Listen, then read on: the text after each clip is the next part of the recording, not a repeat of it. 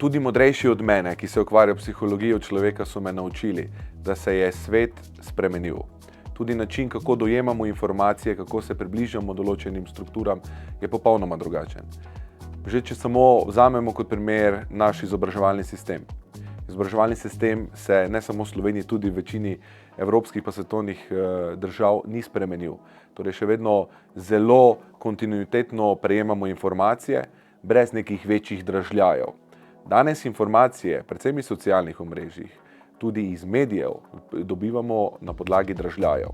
Torej, dražljaji so tisti, ki vplivajo na nas, vendar to so kratki dražljaji. Zato tudi vidimo, da predvsem pri mladostnikih na nek način je ta potrpljenje oziroma potrpežljivost, pa na koncu koncev tudi, da znajo informacijo predelati v glavi, je nekoliko slabša. In isto je v politiki.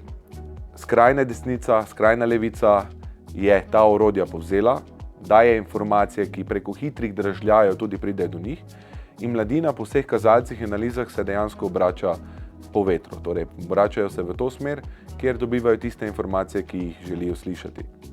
Zato je zagotovo potrebno, da tudi mi sami najdemo, ker verjamemo v to, kar delamo, verjamemo v vrednote, ki jih zagovarjamo, tudi najdemo pot, ki bo nagovarjala vse družbene skupine in pa seveda mlade, ki smo še vedno najbolj nepopisan list in ki si res zaslužimo dobivati prave informacije, predvsem pa, da zastopa nekdo našo prihodnost oziroma da se bori za naše okolje, v katerem bomo živeli.